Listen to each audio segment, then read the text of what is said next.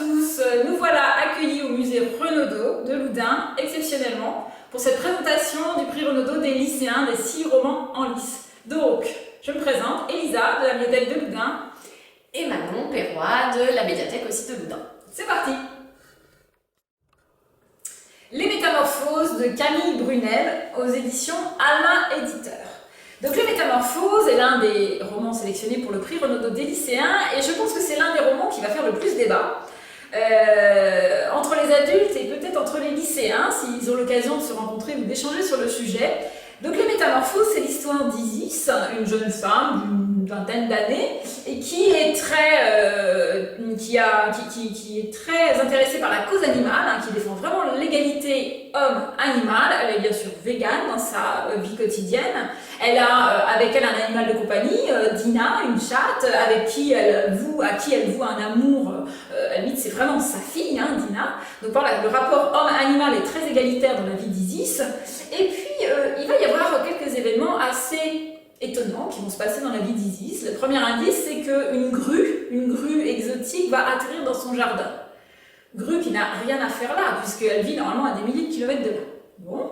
Et puis peu à peu, il va y avoir d'autres petits phénomènes comme ça où des animaux exotiques vont être repérés via les réseaux sociaux. Les gens vont commencer à poster des images ou des informations et à se poser la question, mais que viennent faire ces animaux exotiques dans notre France, voilà, très européenne, voilà.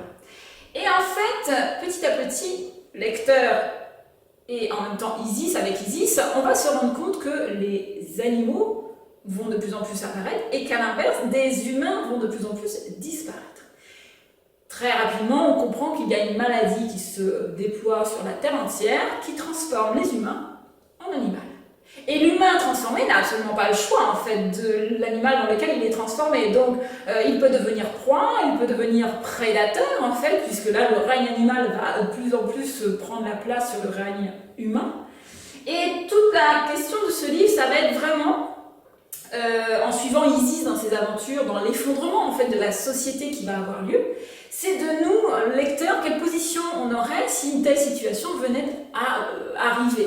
Une maladie, alors là c'est très extrême bien sûr, mais ça nous met en tant que lecteur vraiment dans la position de s'interroger sur notre rapport à l'animal. Jusqu'où on va dans la protection animalière? Est-ce qu'on va aussi loin que ce que défend Isis?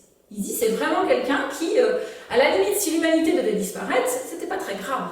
Elle prend le parti pris vraiment animal. Est-ce qu'on est tous d'accord avec ça? C'est vraiment le sujet d'un vrai débat d'actualité de toute façon. La thématique écologique envahit notre quotidien depuis quelques années. Et Camille Brunel, il faut savoir, est un auteur qui aussi, comme Isis en fait, est vraiment très attaché à la protection de la cause animale et au respect des droits des animaux. Donc je pense que c'est vraiment un livre qui va faire débat par rapport à ça parce qu'il a un côté très générationnel en fait. Il demande à se positionner, nous, sur voilà, notre regard sur les animaux, et on sait très bien que ce regard est très différent d'une personne à l'autre et surtout d'une génération à l'autre.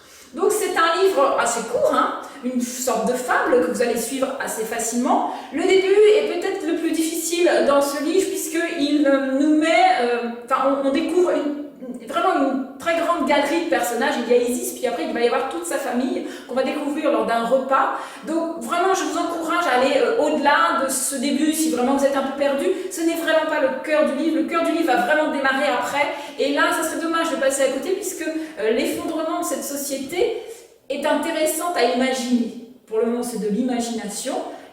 À nous de voir et à vous de vous positionner sur est-ce que vous espérez que cette imagination reste uniquement de l'imagination, mais ça sera à vous d'en décider de fait et puis de voir si vous partagez l'avis de Camille Brunel. Voilà. Alors, je vais vous présenter La Grande Épreuve d'Étienne de Montetti, publié chez Stock. Ici, nous avons affaire à un roman choral.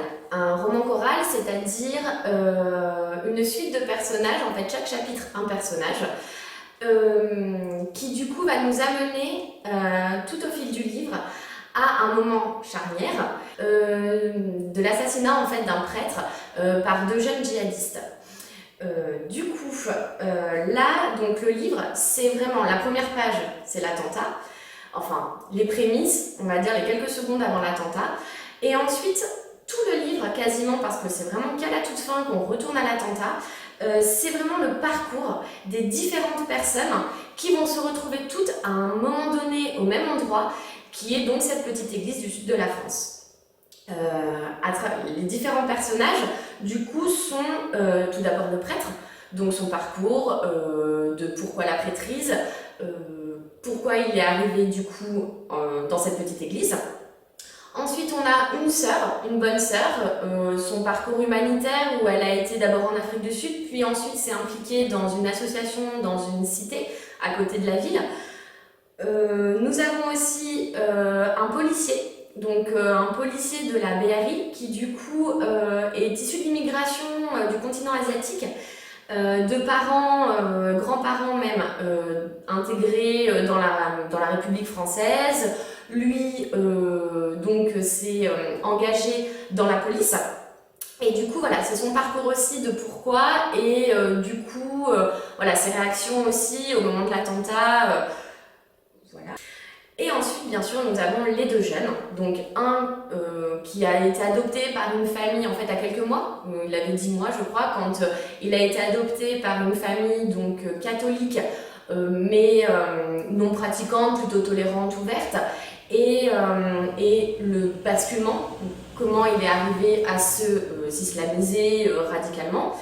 Et l'autre, qui est l'autre jeune, qui lui va plutôt avoir le parcours pareil de parents immigrés très intégrés, mais du coup plutôt dans la petite délinquance, avec voilà, les passages en prison. Donc voilà, c'est aussi son islamisation radicale. Et vraiment, ce livre est très bien écrit parce que dès qu'on commence à l'ouvrir, on a envie de savoir forcément, parce qu'on a comme on a la première page qui nous dit qu'il va y avoir l'attentat, on a envie d'arriver jusqu'au bout pour savoir mais comment on peut en arriver là. Et du coup voilà, c'est très bien écrit, on a envie de continuer, un peu de suspense du coup dans ce livre. Et voilà, très très très bien, ça permet de réaborder voilà, ce fait divers et d'une bonne manière. Donc voilà, très bon livre. Amrita. Je vais vous présenter donc Amrita de Patricia Reznikov aux éditions Flammarion qui concourt donc pour le prix Renaudot des lycéens. Amrita, c'est cette jeune femme qui est sur la couverture et que personnellement je ne connaissais pas du tout. Et malheureusement je pense que beaucoup de gens ne connaissent pas Amrita. Et pourtant Amrita Sher Gill est une indienne qui a vécu au début du XXe siècle et qui est une très grande peintre. Elle a été très connue dans son pays, en Inde, son pays d'origine, il y a donc au XXe siècle, et puis un peu tombée dans l'oubli quand même à la fin du XXe siècle, et malheureusement complètement inconnue maintenant, voire rejetée même en Inde, et puis vraiment très très inconnue dans le reste du monde. Il faut vraiment être un puriste de l'art pour connaître Amrita. Et c'est bien dommage parce que malheureusement elle rejoint ainsi la galerie de toutes ces femmes qui ont été oubliées par l'histoire. Le mérite donc de ce livre est vraiment, vraiment de nous donner à voir la vie d'Amrita, parce que c'est une vie quand même assez intéressante. Déjà, nous allons être transportés en Inde, mais pas que, puisque Amrita est le fruit d'un mariage entre une Européenne, une Hongroise issue de l'aristocratie, et d'un Sikh indien, qui est aussi issu d'une famille très riche en Inde. Et Amrita va aussi avoir une sœur, Indira, avec qui elle va nouer beaucoup de relations d'enfance. Et Amrita va peu à peu sortir de l'enfance, de l'adolescence pour devenir vraiment une peintre. Elle va avoir la chance de voyager beaucoup, que ce soit en Italie, en France, et donc de se frotter à une autre culture. Sa mère étant hongroise, elle avait déjà accès à une partie de culture européenne, mais ces voyages vont vraiment faire sa formation académique au niveau de la peinture, de la sculpture, et peu à peu elle va affirmer son style graphique. Et donc tout ça, Patricia Reznikov nous le restitue extrêmement bien à travers l'enfance, puis l'adolescence et puis l'âge adulte d'Amrita. Et ce qui est assez intéressant, qui peut plaire à une partie du public qui lit le prix Renaudot des lycéens en général chez nous, c'est ce côté très presque proustien en fait de l'écriture de Patricia Reznikov et même de l'univers d'Amrita. On a parfois l'impression d'avoir des atmosphères un petit peu éthérées, de grande bourgeoisie, où on prend le thé, où des artistes viennent, où des célébrités viennent en fait et fréquentent cette famille qui est vraiment une famille très argentée, très aristocratique. Donc on est assez vite transporté dans un voyage en fait. À la fois un voyage, je veux dire dans le passé, dans cette époque de grande bourgeoisie et de grande noblesse indienne, et puis dans un voyage géographique, puisqu'on va vraiment aller de ville en ville avec Amrita au fur et à mesure de sa vie. Vie bien sûr, ça rajoute je trouve encore plus au mythe, vie tragique qui va s'arrêter très rapidement puisqu'elle va, je ne vous spoile pas, c'est sa vie, si vous allez sur internet vous trouverez les informations, qui va s'arrêter vraiment très vite puisqu'elle va mourir très jeune. Je ne vous dirai pas dans quelles circonstances, vous le découvrirez vous-même. Donc, Patricia Resnikov va nous faire la vie d'Amrita au travers d'un dispositif littéraire assez classique mais qui fonctionne bien puisqu'on va suivre une personnage de fiction, Iris. Iris qui va s'intéresser à Amrita parce qu'elle va trouver une de ses toiles dans une vente aux enchères et par ce biais en fait elle va peu à peu essayer de trouver des photographies. Il y a de nombreuses photographies qui sont décrites en fait dans ce livre qui mettent en scène la famille d'Amrita et elle-même et puis à travers de ses toiles. Donc c'est vrai qu'on n'a qu'une envie en fait après c'est vraiment d'aller sur internet pour essayer de trouver des toiles d'Amrita et vous serez surpris de voir combien il y en a. Elle a eu une énorme production en fait malgré sa jeune vie et elle a un style vraiment très affirmé, très reconnaissable et assez exotique entre Gauguin, Frida Kahlo, enfin vraiment des choses assez intéressantes avec une palette de couleurs à l'indienne aussi qui est intéressante quand on s'intéresse un petit peu à l'art. Voilà, c'est une vraie découverte Amrita. Ne serait-ce que pour cet artiste malheureusement oublié. Donc un grand merci à Patricia Resnikov de l'avoir mis en lumière. Alors, je vais vous présenter le livre Les Funambules de Mohamed Aïssaoui, publié chez Gallimard.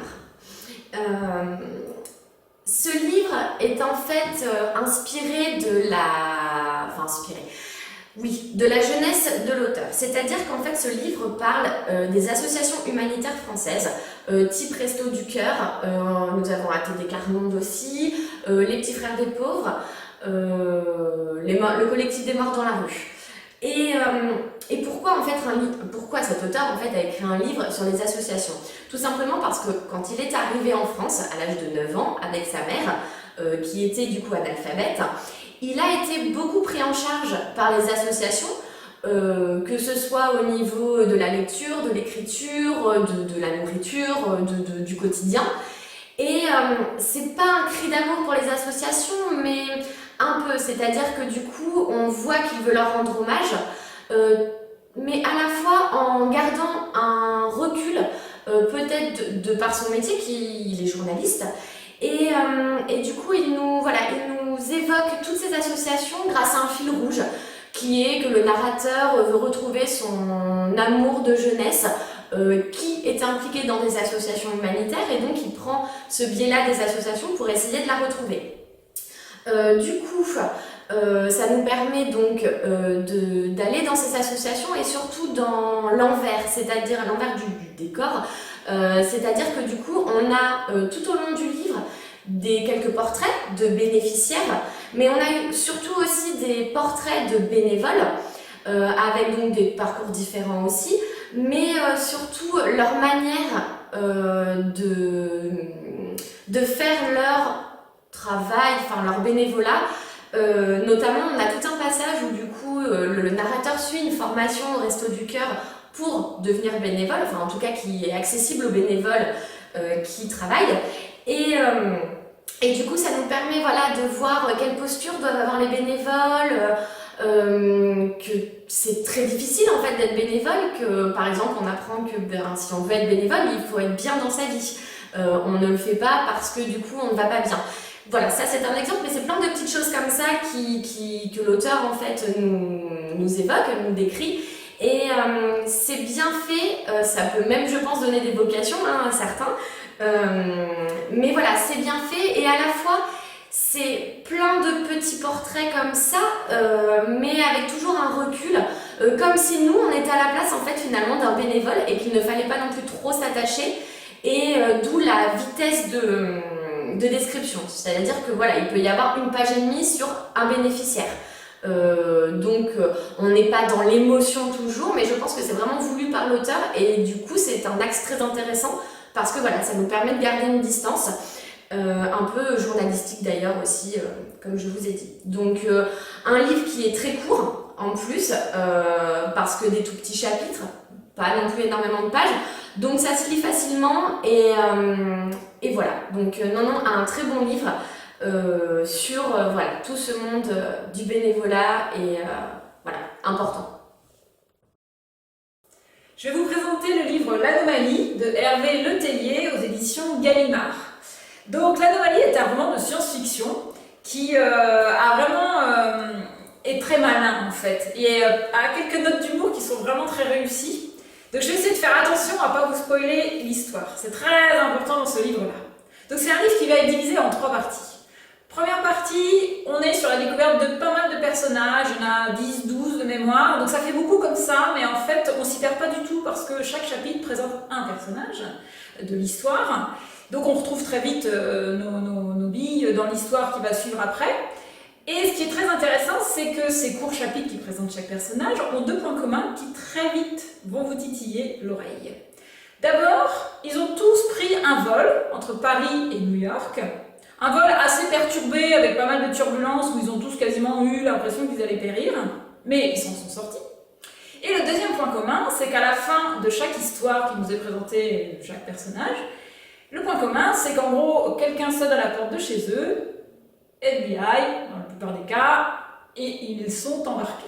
On ne sait pas pour où. Et ça s'arrête là-dessus. Donc déjà, notre envie d'en savoir plus est pas mal titillée à ce moment-là, dans cette partie, cette première partie.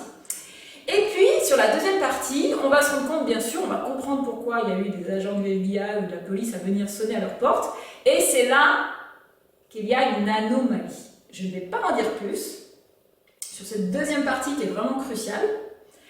Et la troisième partie, ça sera ce que cette anomalie a eu comme conséquence sur la vie de tous ces personnages. C'est extrêmement bien fichu. Si on aime les romans de science-fiction, on va s'éclater, et même si on n'aime pas les romans de science-fiction, on va aussi s'éclater. Parce que c'est vraiment bien écrit, très malin, comme je le disais, et puis il y a une galerie de personnages qui est assez variée. On a à la fois une petite fille, on a un chanteur, on a par exemple pas un serial killer, mais un tueur à gages. Donc en fait, enfin, voilà, entre autres, il y en a d'autres aussi, mais ce qui est bien, c'est que du coup, on a plein de personnages avec un panel de vie assez varié, et qui ne sont pas forcément qu'en Europe, on va aussi voyager beaucoup à travers ces personnages. Ils ont juste ces 2 points communs assez essentiels, vous verrez, pour l'histoire. Donc vraiment un livre très ludique, qu'on peut lire à tout âge, et même si on n'aime pas la science-fiction, ce qui est quand même très réussi pour le coup. Voilà.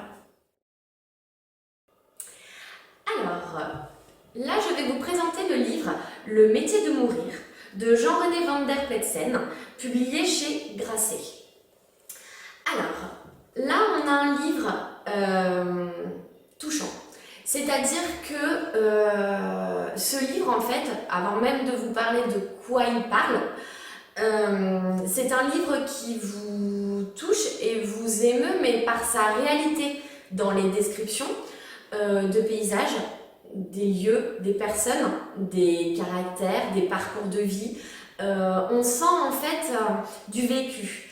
Et finalement, en fait, ça s'explique parce que le livre nous parle de 2 soldats, un vieux, un jeune. Un jeune de 22 ans, français, catholique, élevé voilà, dans une famille voilà, tout à fait normale. Et il va se retrouver à s'engager dans la guerre du Liban en 1985. Pourquoi? Et puis du coup, il faut le lire pour le savoir. Mais du coup, voilà, le livre nous explique pourquoi il en est arrivé là et pourquoi il rencontre ce vieux. Ce vieux, lui, a presque 60 ans, ou doit avoir la soixantaine. Après la Seconde Guerre mondiale, il s'est engagé dans la Légion étrangère, a fait la guerre d'Indochine, l'Algérie. Il s'est engagé dans l'armée de Tzal, donc d'Israël. Et se retrouve lui aussi donc à ce checkpoint, au Liban, Sud-Liban, et rencontre donc ce jeune. Pourquoi lui aussi est là ? Alors qu'il pourrait très bien être à la retraite ou être dans son pays ou dans un autre conflit ou dans une armée régulière. Non, il se retrouve au Sud-Liban, à cet endroit précis, avec ce jeune. On va donc suivre ces 2 parcours et pourquoi je vous parlais de la réalité, des paysages décrits, des caractères, d'aussi cette attente, parce qu'en fait tout le long du livre, on est tout le temps dans l'attente, on se doute que pendant ces 3 jours, à la fin, il va se passer quelque chose. Mais à qui?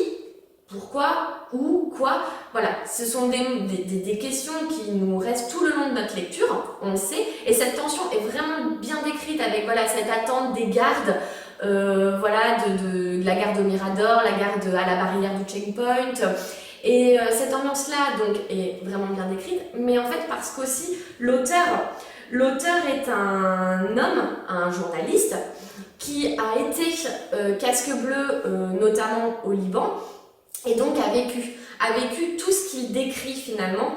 Et c'est vraiment une écriture où ça se sent. On voit cette réalité-là de la guerre.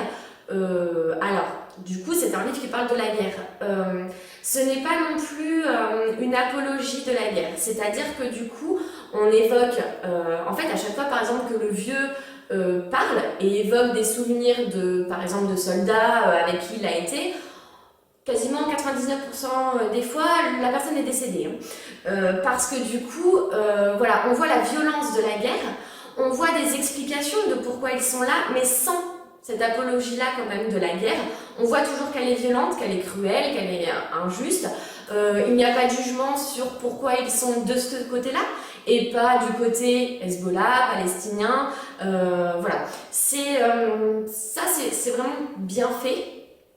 Et puis en fait, qu'on soit pour, contre, alors on n'est jamais pour une guerre, mais quoi qu'on pense de l'armée, quoi qu'on pense de venir dans d'autres pays aussi pour voilà, participer à des conflits qui ne sont pas forcément français, comme là par exemple au Liban, qu'on soit pour ou contre, en fait ce livre, moi je trouve, prend l'axe d'humaniser ces soldats. Sans jugement, c'est-à-dire que du coup, voilà, ces soldats, on passe derrière l'uniforme, ou en tout cas à l'intérieur de l'uniforme, dans vraiment l'être humain, et voilà, ça a le mérite d'humaniser ces soldats, ces parcours de vie. C'est encore un livre qui est écrit facilement, enfin très bien, c'est facile à lire, quand on commence on a envie de savoir la fin avec toujours cette petite tension finalement comme dans d'autres livres que l'on a présentés avant ou après, que nous présenterons, et du coup voilà, c'est un très bon livre et qui émeut et voilà.